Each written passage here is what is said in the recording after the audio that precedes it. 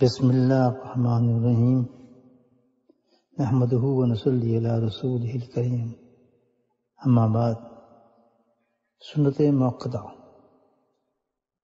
حضرت ام حبیبہ رضی اللہ تعالیٰ عنہ سے روایت ہے کہ رسول اللہ صلی اللہ علیہ وسلم نے فرمایا کہ جو شخص رات دن میں 12 رکعتیں یعنی فرض نماز کے علاوہ پڑھے گا اس کے لیے جنت میں ایک گھر تیار کیا جائے گا۔ 4 ظہر سے پہلے، 2 ظہر کے بعد، 2 مغرب کے بعد، 2 عشاء کے بعد، 2 فجر سے پہلے۔ جامع ترمذی۔ صبح کی 2 سنتیں دنیا و مافیہ سے بہتر ہیں۔ مسلم۔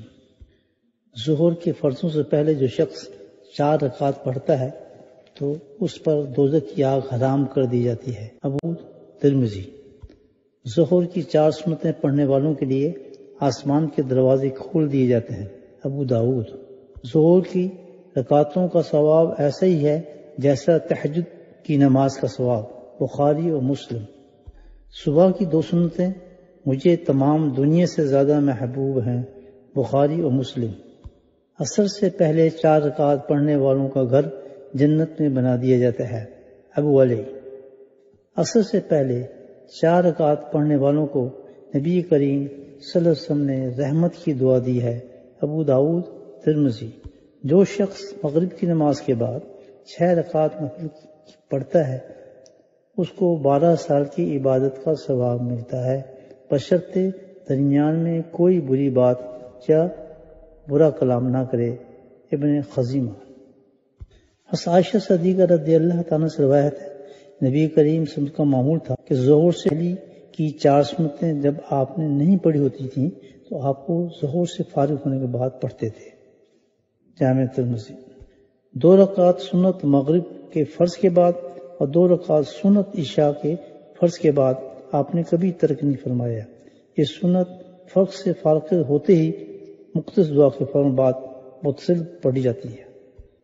حضرت حارثہ بن حذیفہ رضی اللہ تعالیٰ عنہ سے روایت ہے کہ رسول اللہ صلی اللہ علیہ وسلم نے فرمایا کہ اللہ تعالیٰ نے ایک اور نماز تمہیں مزید عطا فرمائی ہے، وہ تمہارے لیے سرخ اونٹوں سے بھی بہتر ہے جن کو تم دنیا کی عزیز ترین دولت سمجھتے ہو، وہ نماز وتر ہے۔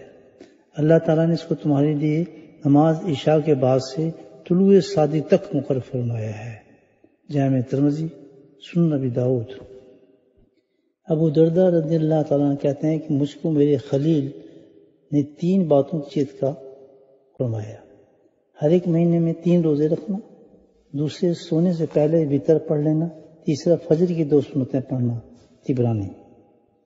جس کو یہ اندیشہ ہو کہ آخری رات میں وہ اٹھ نہ سکے گا تو اس کو چاہیے کہ رات کے شروع ہی میں عشاء کے بعد وتر پڑھ لے، اور جس کو اس کی پوری امید ہو وہ تہجد کے لیے آخری شب میں اٹھ جائے گا تو اس کو چاہیے کہ وہ آخری شب ہی میں تہجد کی نماز کے بعد وتر پڑھے، اس لیے اس وقت کی نماز میں ملائکہ رحمت حاضر ہوتے ہیں اور وہ وقت بڑی فضیلت کا ہے۔ صحیح مسلم۔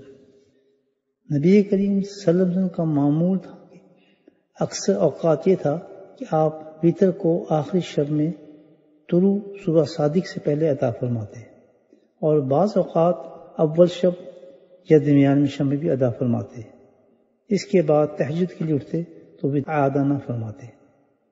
حضرت عائشہ صدیقہ رضی اللہ تعالیٰ عنہ فرماتے ہیں کہ رسول اللہ صلی اللہ علیہ وسلم نے رات کے ہر حصے میں وتر پڑھے ہیں، یعنی کبھی ابتدائی رات میں، کبھی درمیان میں اور کبھی آخری رات میں، اور آپ کی وتر کی انتہا رات کا آخری چھٹا حصہ تھا۔ بخاری و مسلم۔ مشکات۔ جب آپ وتر کا سلام پھیرتے تو 3 مرتبہ سبحان الملک القدوس پڑھتے اور تیسری مرتبہ آواز کو بلند فرماتے اور حروف کو کھینچتے۔ مدارج النبوت۔ حضرت ام سلمہ رضی اللہ تعالی عنہا سے روایت ہے کہ رسول اللہ صلی اللہ علیہ وسلم وتر کے بعد 2 رکعات پڑھتے تھے، اور یہ 2 رکعات بیٹھ کر آپ ادا فرماتے تھے۔ جامع ترمذی۔ حضرت عبداللہ بن عمر رضی اللہ تعالیٰ عنہ سے روایت ہے کہ انہوں نے نبی کریم صلی اللہ علیہ وسلم کو بیٹھ کر نماز پڑھتے ہوئے دیکھا۔ فرض نماز کے بعد رات کی نماز تمام نمازوں سے افضل ہے، جس طرح رمضان کے روزوں کے بعد عاشورے کا روزہ تمام روزوں سے افضل ہے۔ مسلم۔ جو شخص ایسی حالت میں جبکہ لوگ رات کو سوتے ہوں نماز پڑھتا ہے تو یہ شخص سلامتی کے ساتھ جنت میں داخل کر دیا جائے گا۔ ترمذی۔ رات کی نماز کو قیام اللیل یا تہجد کہا جاتا ہے۔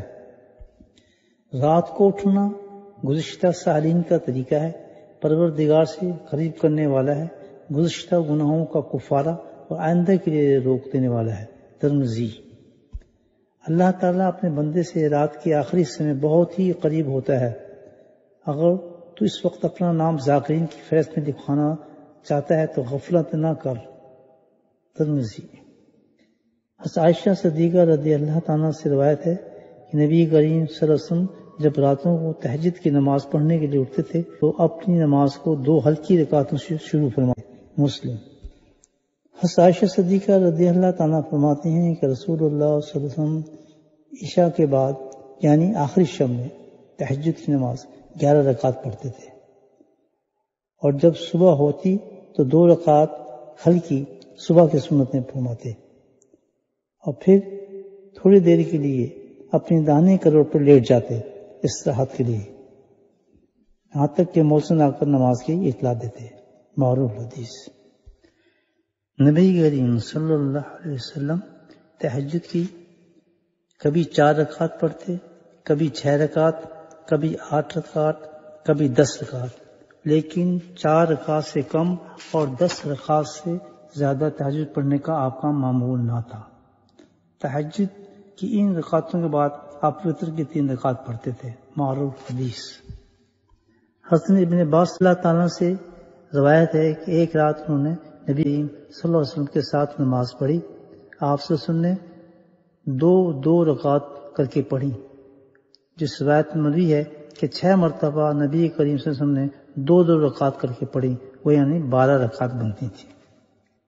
حضرت علی رضی اللہ تعالیٰ عنہ سے مروی ہے کہ صبح کے وقت جب آفتاب آسمان پر اتنا اونچا چڑھ جاتا جتنا اوپر عصر کی نماز کے وقت ہوتا ہے، اس وقت نبی کریم صلی اللہ علیہ وسلم 2 رکعت نماز اشراق پڑھتے تھے، اور جب مشرق کی طرف اس قدر اونچا ہو جاتا جس قدر ظہر کی نماز کے وقت مغرب کی طرف ہوتا ہے تو اس وقت 4 رکعت چاشت کی نماز پڑھتے تھے۔ شمائل ترمذی۔ حدیث میں مروی ہے نبی کریم صلی اللہ علیہ وسلم نے ارشاد فرمایا، جس شخص نے فجر کی نماز جماعت کے ساتھ ادا کی، پھر سورج نکلنے تک وہیں بیٹھا رہا اور اللہ کا ذکر کرتا، پھر 2 رکعت اشراق کی پڑھی، تو اس کو ایک حج ایک عمرے کی مانند اجر ملے گا، پورے حج اور عمرے کا، پورے حج اور پورے عمرے کا۔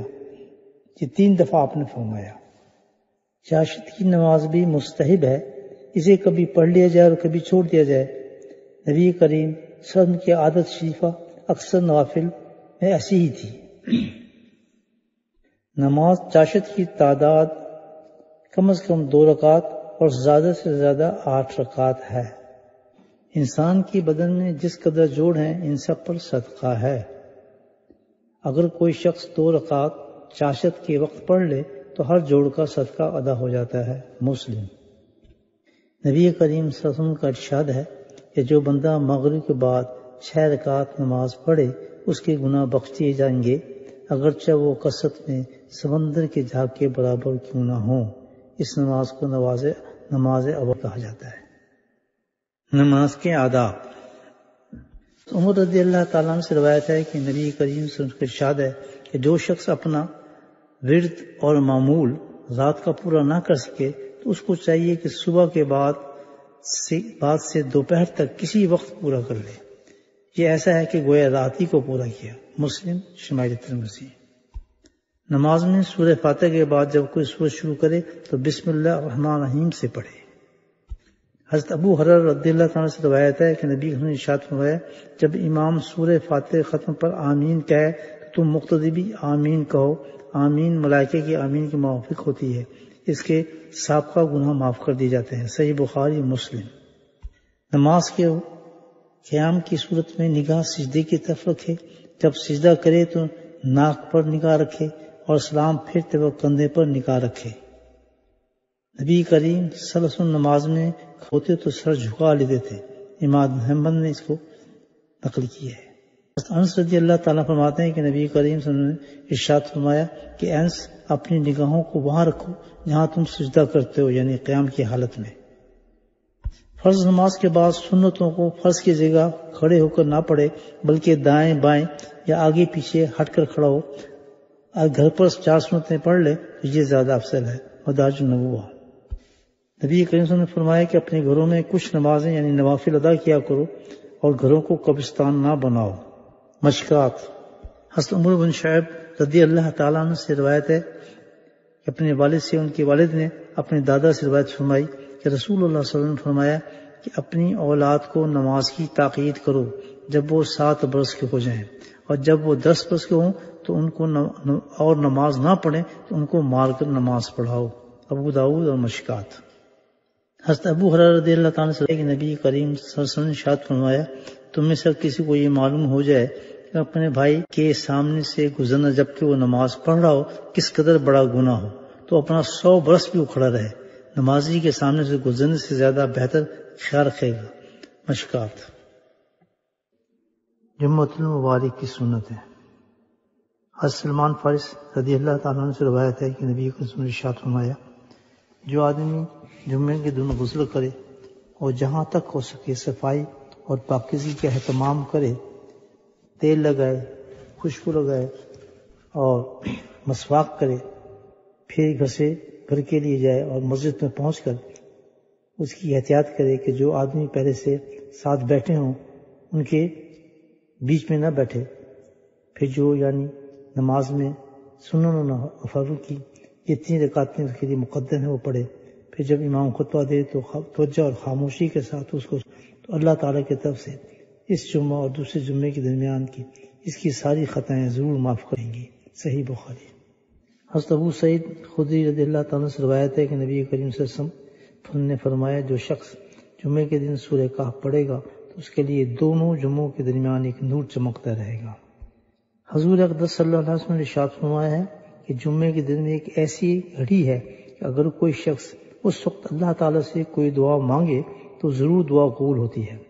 ایک روایت میں ہے کہ وہ 7 خطبہ پڑھنے کے وقت سے نماز کے ختم ہونے تک ہے، اور ایک اور روایت میں ہے کہ وہ 7 اخیر دن میں ہے، عصر سے لے کر مغرب تک ہے۔ بخاری۔ حضرت عبداللہ بن سلام رضی اللہ تعالیٰ عنہ سے روایت ہے کہ رسول اللہ صلی اللہ علیہ وسلم نے ارشاد فرمایا تم میں سے کسی ایک کے لیے اس میں کوئی مذائقہ نہیں ہے، اگر اس کو وسعت ہو تو روزمرہ کے کام کاج کے وقت پہنے جانے والے کپڑوں کے علاوہ جمعے کے دن کے لیے کپڑوں کے خاص جوڑ کر رکھے۔ سنن ابن ماجہ۔ حضرت ابو ہریرہ رضی اللہ تعالیٰ سے روایت ہے کہ نبی کریم صلی اللہ علیہ وسلم جمعے کے دن نماز کے لیے جانے سے پہلے اپنے ناخن اور اپنی لبیں تراشا کرتے تھے۔ عبرانی۔ حضرت عائشہ رضی اللہ تعالیٰ سے روایت ہے کہ رسول اللہ صلی اللہ علیہ وسلم ایک خاص جوڑا تھا جو آپ جمعے کے دن پہنا کرتے تھے، اور جب آپ نماز سے فارغ ہو کر تشریف لاتے تو اس کو تہہ کر کے رکھ دیتے تھے اور پھر وہ اگلے جمعے کے لیے نکلتا تھا۔ عبرانی۔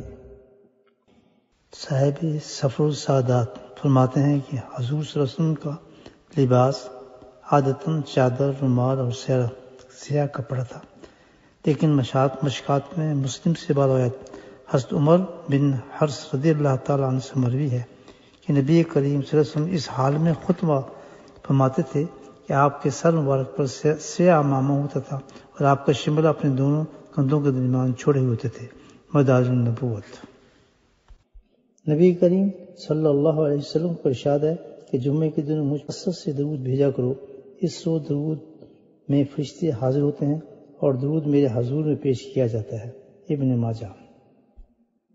حدیث میں ہے کہ جو شخص اچھی طرح وضو کر کے جمعے کی نماز کے لیے آئے اور خاموش بیٹھ کر خطبہ سنا تو اس کے گناہ نہ صرف جمعے سے جمعے تک بخش دیے جاتے ہیں بلکہ 3 دن کے اور زائد گناہ بھی بخش دیے جاتے ہیں۔ مسلم۔ جو شخص خود نہایا اور نہلایا پھر جمعے کی نماز کے لیے سویرے سویرے آیا، پیدل چلا، امام کے پاس بیٹھا، خطبہ سنا، کوئی لغو کام نہیں کیا، اس کے ہر قدم پر 1 سال کی عبادت کا اجر لکھ دیا جاتا ہے۔ ابو داؤد اور ترمذی۔ جمعے کے دن کا غسل انسان کے گناہوں کا ہر بال کی جڑ سے کھینچ کر نکال لیتا ہے۔ عبرانی۔ حضرت علی رضی اللہ تعالیٰ عنہ اور حضرت عبداللہ بن عمر رضی اللہ تعالیٰ سے روایت ہے کہ وہ جمعے کے بعد 6 رکعتیں پڑھا کرتے تھے۔ جامع ترمذی۔ حضرت جابر بن سمرہ رضی اللہ تعالیٰ سے روایت ہے رسول اللہ صلی اللہ علیہ وسلم 2 خطبے دیا کرتے تھے اور دونوں درمیان تھوڑے دیر کے لیے بیٹھتے تھے۔ بخاری و مشکات۔ آپ صلی اللہ علیہ وسلم مختصر خطبہ دیتے اور نماز طویل کرتے، ذکر الہی کثرت سے کرتے۔ آپ جامع کلام فرماتے اور آپ فرماتے تھے کہ آدمی کی طویل نماز اور مختصر خطبہ اس کی فقاہت یعنی سمجھ کی علامت ہے۔ مسلم مشکات۔ آپ صلی اللہ علیہ وسلم جو بھی خطبہ دیتے اللہ تعالیٰ کی تعریف ذکر اللہ سے اس کا آغاز فرماتے۔ زاد المعاد۔ حضرت ابو ہریرہ رضی اللہ تعالیٰ عنہ سے روایت ہے کہ رسول اللہ صلی اللہ علیہ وسلم نے فرمایا جب جمعے کا دن ہوتا ہے تو فرشتے مسجد کے دروازے پہ کھڑے ہو جاتے ہیں اور شروع میں آنے والے کے نام کے بعد ذکر لکھتے ہیں، اور اول وقت پر آنے والے کی مثال اس شخص کی ہے جو اللہ تعالیٰ کے حضور میں اونٹ کی قربانی پیش کرتا ہے۔ پھر اس کے بعد دوم نمبر آنے والے کی مثال شخص کسی ہے جو گائے کی قربانی پیش کرتا ہے۔ پھر اس کے بعد آنے والے کی مثال مینڈا پیش کرنے والی کی ہے۔ پھر جب امام خطبے کے لیے ممبر کی طرف جاتا ہے تو یہ فرشتے اپنے لکھنے کے دفتر بند کر دیتے ہیں اور خطبہ سنتے ہیں اور خطبے میں شریک ہو جاتے ہیں۔ معروف حدیث صحیح بخاری صحیح مسلم۔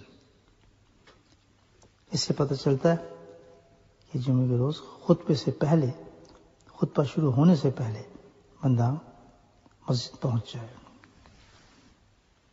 اللہ پاک ہمیں نبی کریم صلی اللہ علیہ وسلم کی ساری سنتوں پر عمل کرنے کی توفیق نصیب فرمائے۔ آمین یا رب العالمین۔